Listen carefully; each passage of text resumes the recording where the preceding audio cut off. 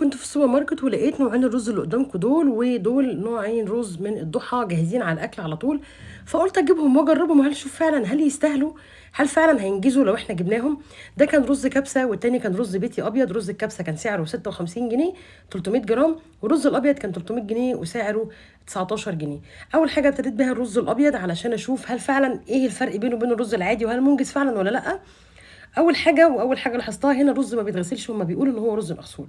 بننزل بكم معلقه زيت كده مع 300 جرام رز، بيقولوا ان الكميه دي بتكفي لاربع افراد. المفروض بننزل ب 500 مللي ميه سخنه، بس لما تيجي تنزلي بالميه السخنه زودي شويه لان بيتبخر جزء منها كتير كبير لما بنيجي نزود الميه.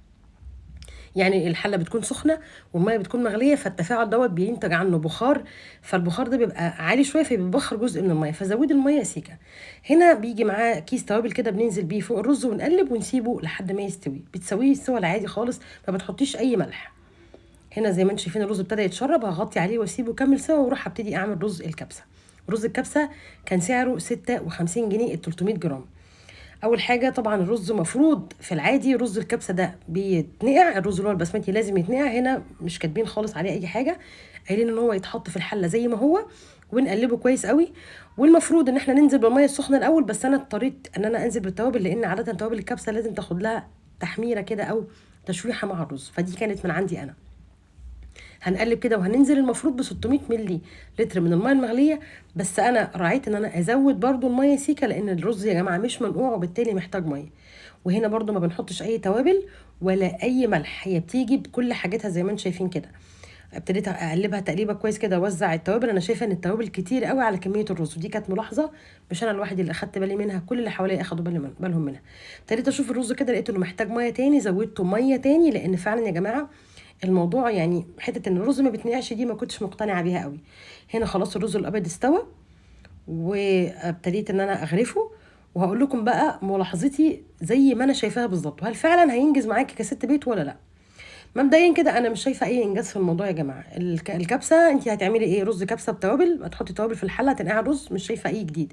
الرز هو نفس الرز بتاعنا، كانك حاطه عليه مكعب مرق الدجاج مش اكتر من كده. مش شايفه بصراحه ان هو منجز، ومش شايفه الانجاز الوحيد ان انت ما بتغسليهوش، غير كده بتعملي نفس طريقه الرز العاديه. بيقولوا ان هما بيكفي 4 افراد، بس انا شايفه ان الكميه على 4 افراد قليله شويه.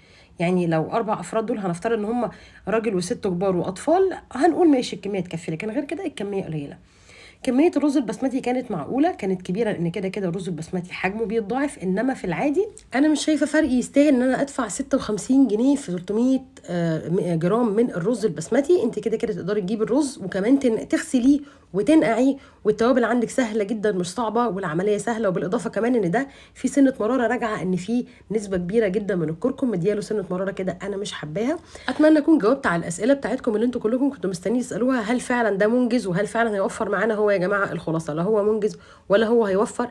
اعملي الحاجة ببيتك أضمن وأحسن وأوفر. وفي النهاية لو عجبك الفيديو لايك وشير، وأتمنى لك كل خير، وتحياتي ليكي دايما رشا الغفير.